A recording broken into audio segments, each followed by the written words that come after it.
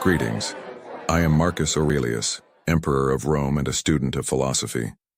In life, I strove to govern both an empire and myself through the discipline of reason, virtue, and harmony with nature.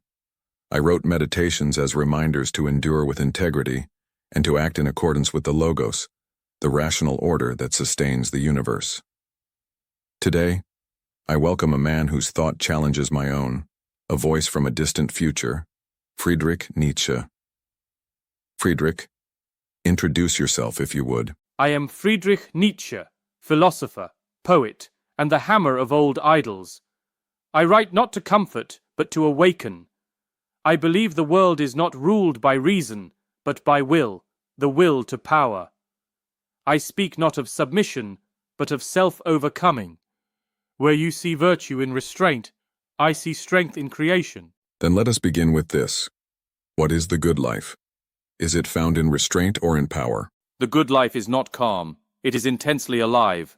It is the life that dares, that climbs, that reshapes meaning. Not the obedient servant of fate, but its conqueror. The one who dares to say yes to life in all its beauty and terror. I call this the Übermensch, the one who creates values rather than inherits them. You speak of conquest. But who then governs the conqueror? The Stoic seeks mastery, not of others but of self. The good life to me is one lived in accord with nature and reason, not by chasing power, but by fulfilling one's role with wisdom and humility. Nature? Reason? These are illusions to soothe the weak. The cosmos is indifferent, chaotic. I do not follow it. I affirm it. I do not submit. I create. Your acceptance is passive. Mine is powerful. I embrace suffering. I transform it. But to embrace suffering is not unique to you. I too accept hardship. I rise each day to face it with dignity. The difference, Friedrich, is that I do not pretend the world must obey my will. I yield to what is, and act rightly within it. That is virtue. And what of greatness? Your virtue may tame men, but it never elevates them.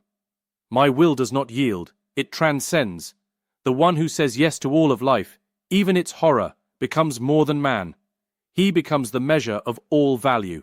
But is greatness not hollow if it serves only the self? What you call transcendence, I call vanity. True strength is not domination, it is restraint. The universe does not owe us greatness. It asks only that we play our part with courage and reason. Courage, yes, but not your kind.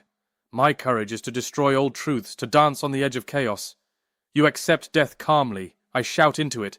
Your path is stillness, mine is fire. Yet fire consumes itself if it has no shape. Discipline gives fire purpose. Power without virtue leads to ruin, for the soul and for civilization. Look at tyrants.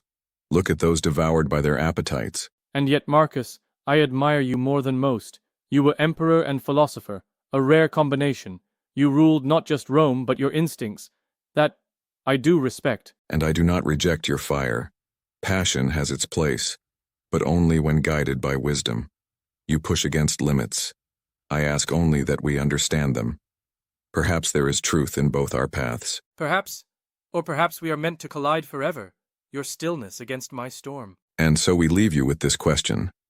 Is the highest life one of self-restraint or self-creation, endurance or power?